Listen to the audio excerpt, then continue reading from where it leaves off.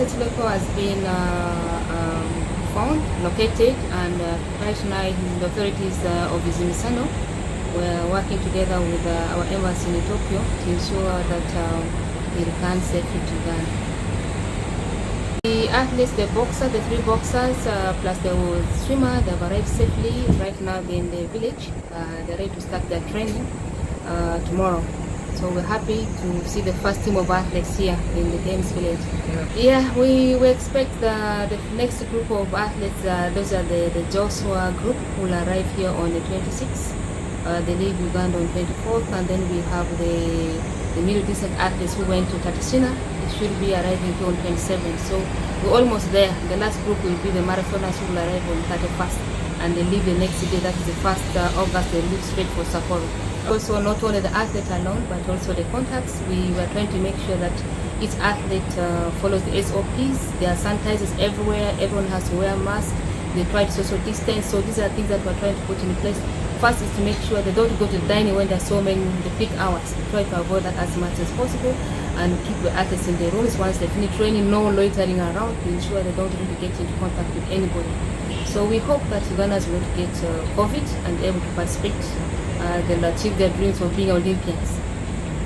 My government is treating very seriously, okay, and that's why I'm here. I had a meeting with Honorable Minister Ayikoru, okay, and for me, it's very happy to see that Uganda government is acting so quickly how to prevent this and also to find this gentleman, okay. So we are trying to find this gentleman and have him not find safely and return back to Uganda to meet his family. That's very important for us. So thank you very much. And to examine other measures that could be taken that of the day that the sports person defected. This is something I as the former Minister for Sports, have experienced this in the past. It is a very challenging situation when you have young men who we train, prepare to go and represent the country abroad, and then they defect and jump ship and in those countries and do not participate in the games, or they participate in the games and then disappear. It is very difficult to stop it because they just wake up at night. If you ever been to an Olympic village is open. It is like any institutions. We don't no gates.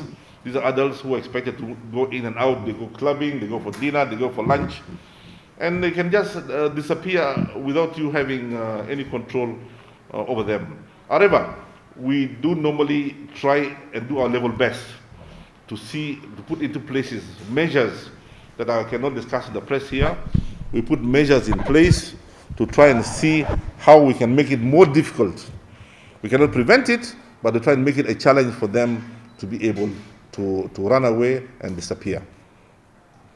The Minister Obua, Minister for Sports, is going to Japan tomorrow. We have discussed this matter with him, and I think he was going to discuss this matter with his minister, First Lady General Museveni, and also security personnel on how we can go and make sure that there are no further disappearance or defections by our members of the Olympic team there. So the minister is going there. The minister will be on the ground working with the chief of missions and will do everything possible to make sure that there is no other further disappearance. The Minister Obua, Minister for Sports, is going to Japan tomorrow. We have discussed this matter with him, and I think he was going to discuss this matter with his minister, First Lady General Museveni, and also security personnel on how we can go and make sure that there are no further disappearance or defections by our members of the Olympic team there. So the minister is going there. The minister will be on the ground working with the chief of missions and will do everything possible to make sure that there is no other further disappearance.